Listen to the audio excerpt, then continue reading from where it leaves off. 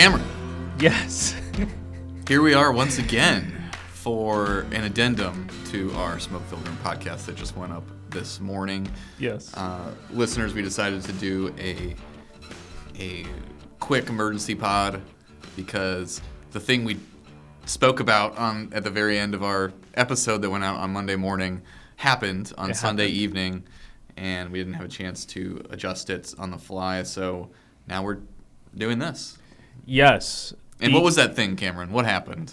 A apparent quorum break, or an attempt at a quorum break. Yes. Because we're recording at 12:32 on Monday, August 4th. Mm-hmm. The House is going to be called today at 3 p.m. And we don't know what's going to happen. Or maybe we do. Brad, what is going to happen? I think odds are we probably don't have a quorum in a couple, 2.5 hours.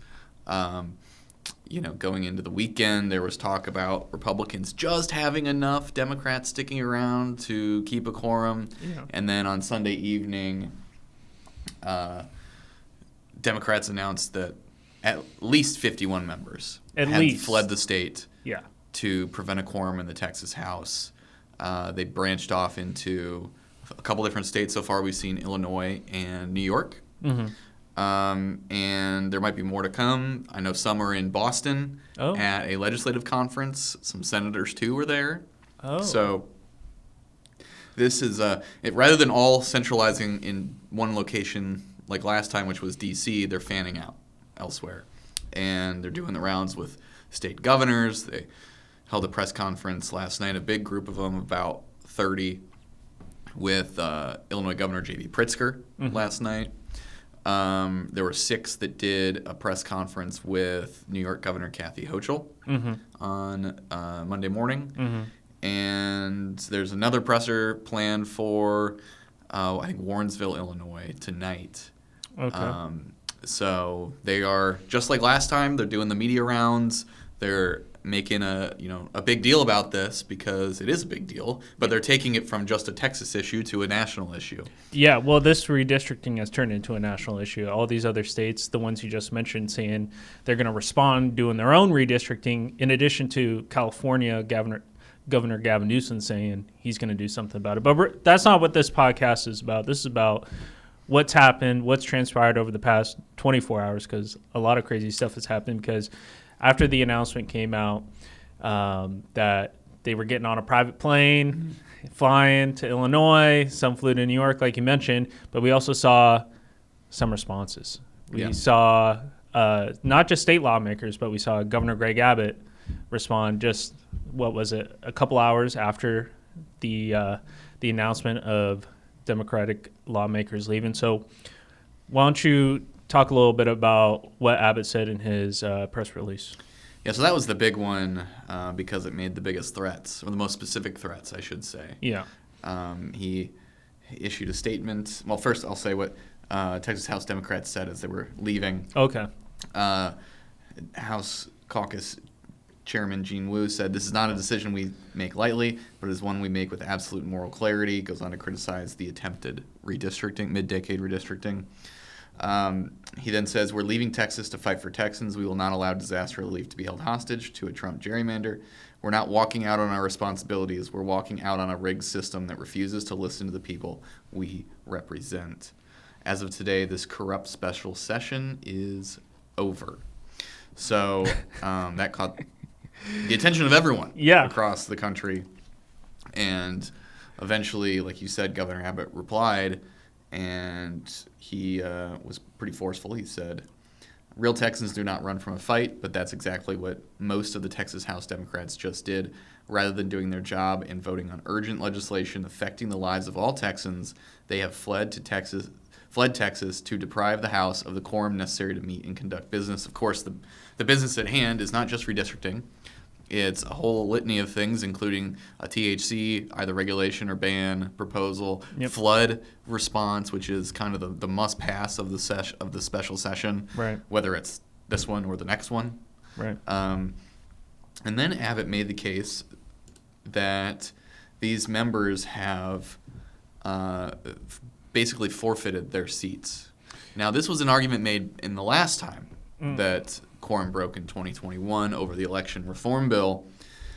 There was a obviously Attorney General opinion that was written by Ken Paxton that asserted a court could conceivably find them derelict in their duties and declare the seat vacant. Now, this is not something Abbott can do.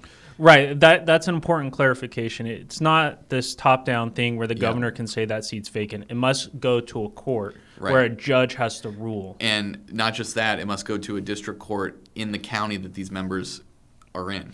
I saw this pointed out by Adam Lowy on Twitter. He was casting some doubt on a Travis County judge declaring a Travis County official lawmaker having their seat vacant. So that's a big wrinkle in all of this. Yeah. Well, my kind of read on it is, Abbott's talking about having special elections and whatnot that would follow to fill the seats. And I think if a seat is declared vacant, that triggers an automatic special election. But I don't think the play is to replace all the members, at least in the immediate run. The play is to get these seats declared vacant, to then drop the quorum requirement from 100 down to whatever it is based on how many seats are declared vacant. Because if you have one seat, if a seat drops, is declared vacant. Take the Senate. Kelly Hancock resigned. He's now at the comptroller's office. Lieutenant Governor Patrick has now said that the quorum requirement is based on not 31 members of the Senate, but 30, because that seat is vacant and hasn't been filled yet via special election. So less members lowers the threshold to meet a quorum. Yep. And oddly enough, in the Senate, it would actually be easier to break quorum numbers-wise because, first of all, there's fewer people, right? But you have 12 Democrats, 19 Republicans. Well, I think now 18 Republicans because Kelly Hancock isn't in the seat anymore. And so you need, 11 members to break quorum? So you need all but one Democrat, I think, right? Yes, to break quorum. However, what's being talked about are two factors. Chuy Hinojosa is in a very competitive district in a general election, and this would undoubtedly be used against him in a 2028 re-elect because he was up last year. And then you have Judith Zaffirini, who has set the record for, and she continues setting the record, for the most number of votes taken in a consecutive row. Right. And she doesn't want to lose that. So and that sets aside, that's not even including what their personal thoughts on whether they as a representative should be breaking quorum or not, right? Right. So even though numbers-wise it's easier to happen in the Senate, politically speaking, it's the House that's doing this because that's where the numbers are to do this. Yeah. And we saw there were statements coming fast and furious last night. And another one I want to bring up is from Attorney General Ken Paxton. Yeah, what'd he say? He was, let me see if I can find it quickly here as we're talking about it. He said Democrats in the Texas House who try and run away like cowards should be found, arrested, and brought back to the Capitol immediately. We should use every tool at our disposal to hunt down those who think they are above the law. Again, a very forceful statement. Is that even logistically possible, legally possible, for the Attorney General to make a statement like that, to send out law enforcement to track down these lawmakers and, in essence, force them back to Austin? Is that logistically possible? Is there legal cover for doing something like this? Well, that's the thing. We don't know. It's never been tested before. So take 21. They went to D.C. out of state. The quorum breaks that happened in 2003 went out of state. The idea is that state law enforcement jurisdiction ends at the state line. Yeah. So Paxton is, if not outright asserting, but then he is suggesting or insinuating that maybe state law enforcement could go anywhere they are to apprehend them and bring them back. That would be that would be a very tough that'd be an case to escalation. make. Yes. Yeah. But it's untested. Yeah. And so maybe it would work. Maybe it wouldn't. Maybe it would blow up in their face. We don't know because it hasn't been tested. And Paxton is at least kind of eyeing the idea of seeing where the court is on it. Would Paxton need to get approval from anyone to enact an action like that? Would he need to get Abbott to sign on? Would he need to get the DPS chief to sign on to this? Or can he just say, I'm going to do this? The speaker's approval. He would need to be deputized as not like him, but the agents they have at the OAG deputized as, I forget the official term, but basically officers of the House to then go and do the duty, because this is a legislative rules issue, not a legal issue broadly speaking. Now Abbott is trying to make that case that it's legal because he's arguing that members who are going out of state and getting reimbursed somehow, they're getting bribed legislatively to skip town. And if it comes to that, there'll be a huge fight in court over it. But he's making that a legal case, that there's a potential felony here. Where it comes in for the House itself that's a parliamentary, constitutional problem for the legislature itself. It's not. Will that be interesting for a House member to call for a parliamentary inquiry on this very issue? Well, we might see that today, although if a quorum doesn't happen, I think that stops all business of the House other than the Speaker issuing a call of the House, which will probably happen as soon as it occurs. Burrows put out a tweet shortly after and said, all options are on the table, parroting what Democrats have been saying throughout this, that all options are on the table to stop the redistricting map from passing. This is an interesting fight because Burrows, at the beginning of session, his problem was on his right flank. Mm-hmm. You had more than half the Republican caucus vote against him for Speaker. Mm-hmm. And then until about halfway through session, you still had some pockets of, sizable pockets of members in open opposition to leadership. Mm-hmm. That dwindled exponentially, particularly after the motion to vacate failed miserably. Mm-hmm. The motion to vacate by Representative Harrison. But now Burrows, his problem is on his left flank. Yeah. And so I can tell you for a fact there is talk about this being a unifying moment for the Republican caucus. Oh, yeah. To take Burrows from a Democratic majority elected speaker to almost entirely, if not entirely, Republican speaker. Mm-hmm. Mm-hmm. Probably won't be that extreme, but it might be like,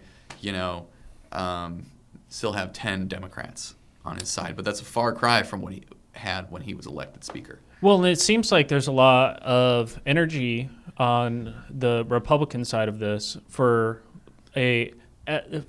more dramatic actions to be taken.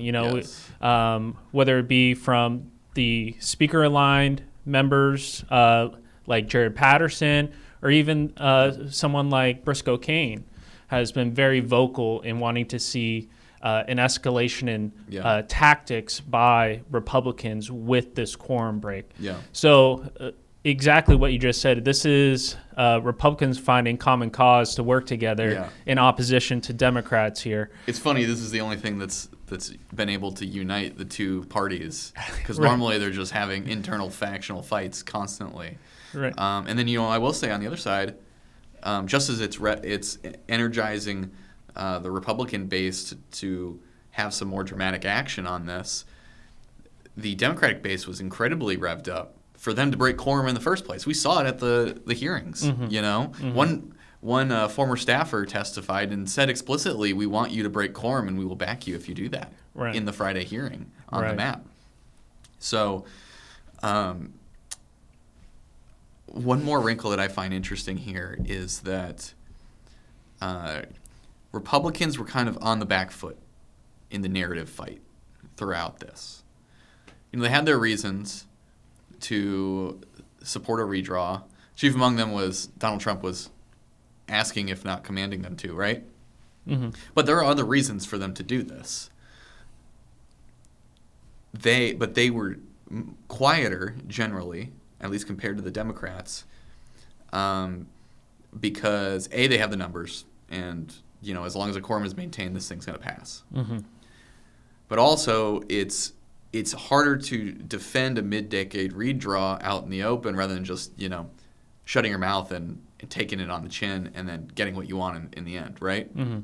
But now, we saw this happen in 21. The narrative is actually, it will gradually shift to the Republican side, because now you have Democrats, while it is appealing to their base, and their base will not leave them on this, provided they stick out the quorum bust.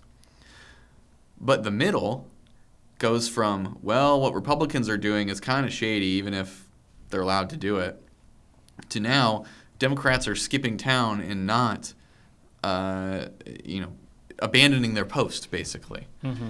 And that's harder to maintain yourself on the beneficial side of than where the Republicans now find themselves trying to maintain order and bring Democrats who have absconded back to the House. So I see Democrats now on the back foot.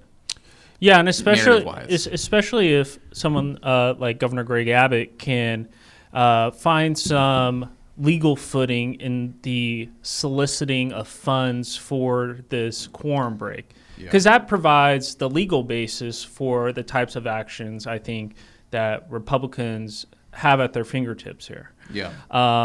If we start to see things coming out about where funding was coming from, who was taking money, who was being supplied by, if that aided in them breaking this quorum, I think what you just said is going to be spot on, where we're going to see that reflected in the energy from those in the middle saying Republicans actually have a basis for some of the actions that they want to take. Yeah, and this isn't just wild speculation, because this did happen in 21, mm-hmm. where as time went on, the public's view of the quorum break waned and waned. The support for it waned and waned. Now, their base never left them, but we talked about it. Quorum busts are grueling. It's very difficult on the members themselves. Just being away from your family for an extended period of time from your job,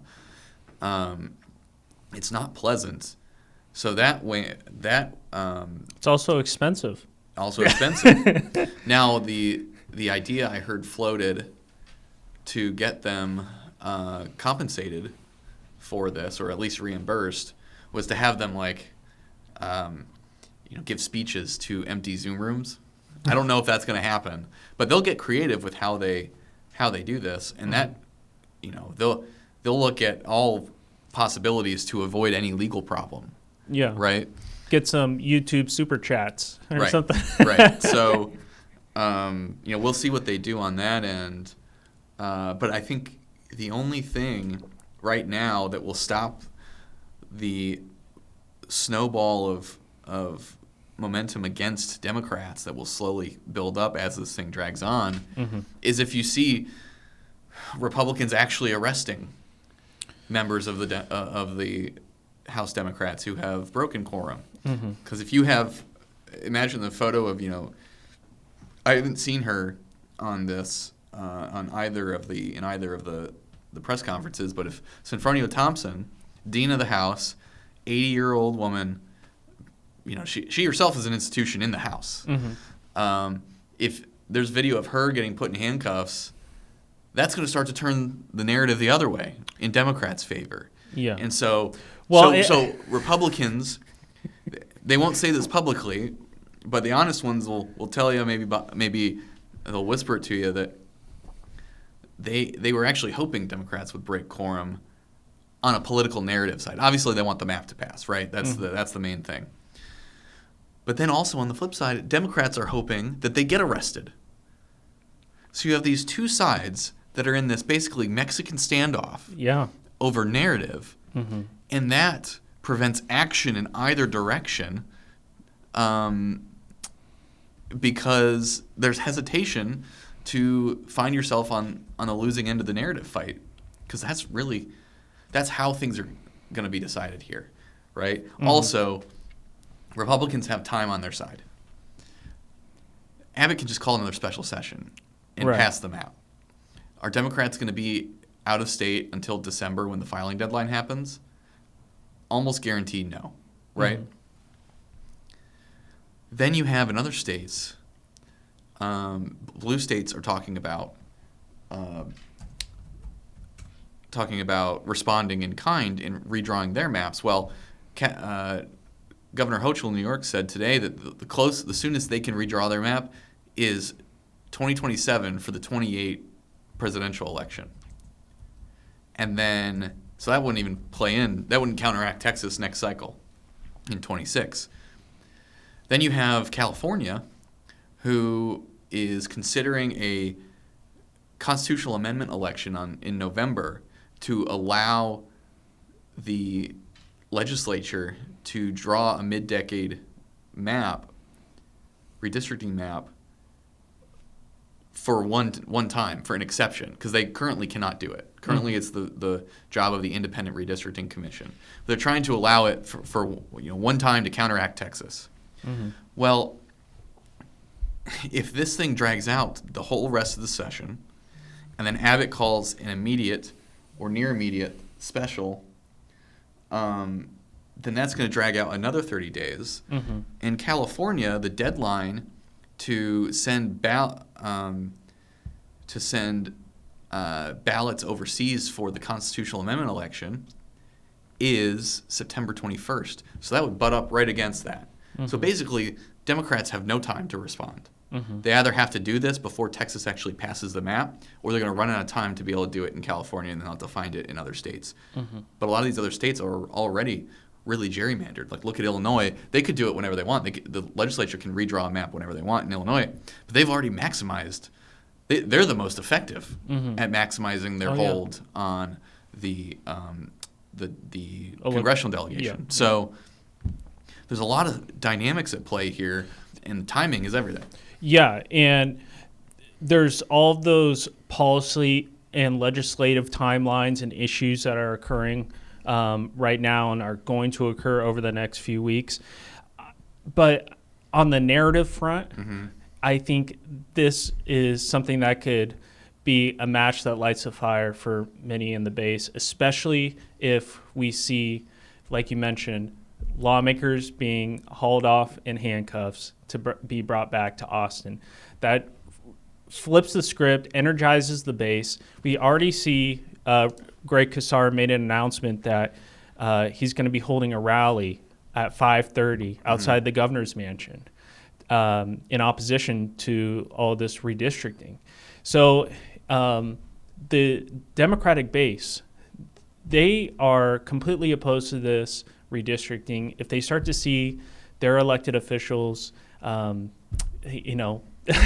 arrested, that is further going to escalate the tensions between the two parties, especially at the grassroots level, which could, there's already a fire burning. It just could turn it, could be the spark that turns it into something bigger. Who knows? Yeah. So this is gonna continue to develop. We'll see at 3 officially the quorum broken, probably. Also, Steve Toth, Republican from the Woodlands, announced on Twitter that he is with his wife who's having surgery today, so he will not be on the floor. So even if Republicans had 12 Democrats, you still would be missing quorum by 1. It's going to continue to develop. If it plays out like it did in 2021, you'll see a trickle of Democrats come back. Eventually, the momentum will be too much. The being away from family and businesses is too much. And the difference is here, though, we're already halfway through the special. It only takes, 2 weeks to kill this thing? Less than that, maybe? Week and a half to kill this special. So it's August 19th. That's the last day. So at least for this one, there's less time they got to be away to accomplish their immediate goal, which is kill at the special. But we'll be back here right again for a second special, no doubt. Yeah, and so they're going to be meeting in the House at 3 p.m. What's the first thing that's going to happen? They're going to the bell's going to ring. They're not going to meet quorum. What happens directly after that? The Speaker will probably issue a call of the House, which means he's calling members who are not there to return and who are unexcused absent to return, which can then also he can do this, not necessarily that he will, but he'll probably do it, is order the sergeant at arms to begin the process of trying to locate Democrats who are unexcused absent and bring them back. Okay, so the sergeant at arms will begin to try and locate these members. Which won't be very hard because we see where they are on social media. They're just out of the state. Then you get the question of, do they have any jurisdiction out of the state? And then it becomes a legal question for both Abbott and Paxton at that point. Yes. About what they are going to do. Yes. Okay, so people should wait to see what happens with those two individuals. We still have a whole other chamber. Yeah. We've mentioned the Senate a little bit, but what happens with the Senate? The Senate can still operate. Okay. They just can't get any of their stuff passed through the House. Okay. And so that means everything that we've covered, THC is effectively dead.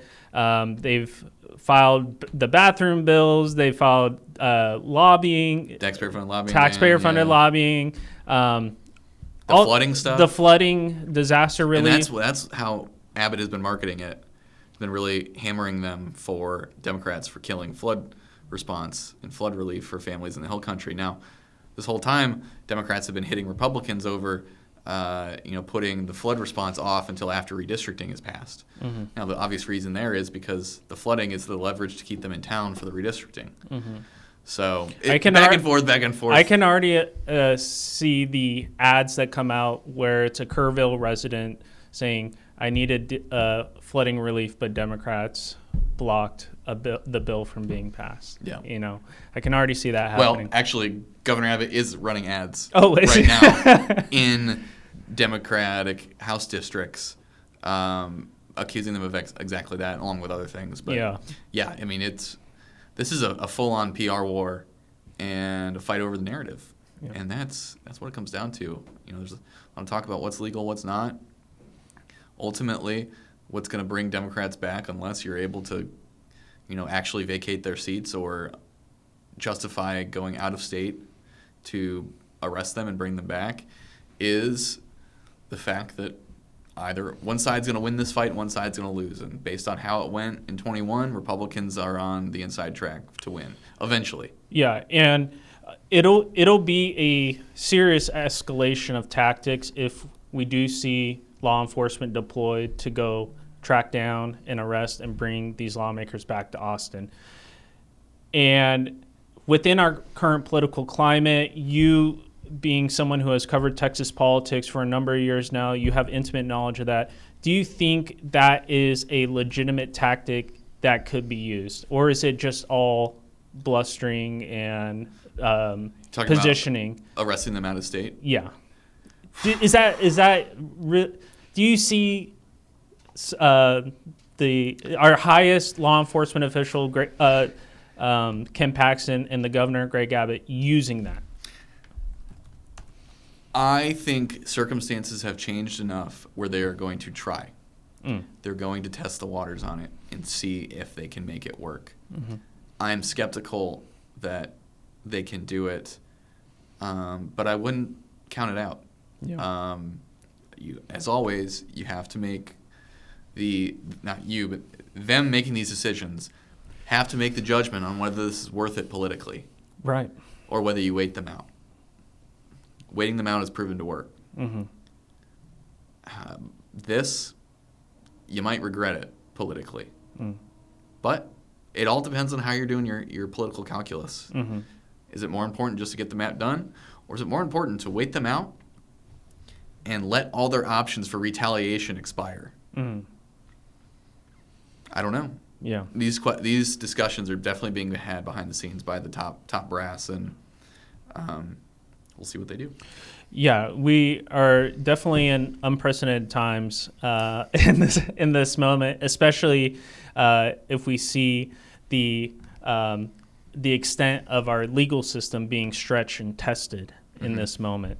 So it's very fun. Yeah. It's very interesting to see. Well, and this whole redistricting effort has opened a Pandora's box of political tit for tat, and it's hard to see it ending anywhere unless the fire kind of burns itself out. Yeah. And we may be seeing the ramifications of this for a long time.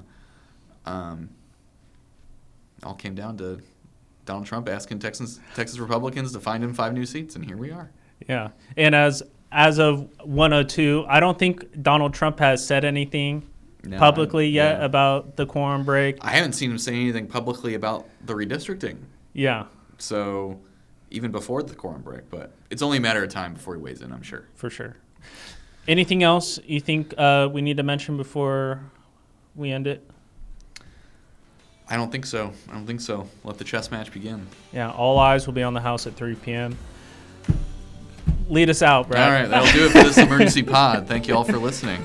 Catch you next time again. Yes.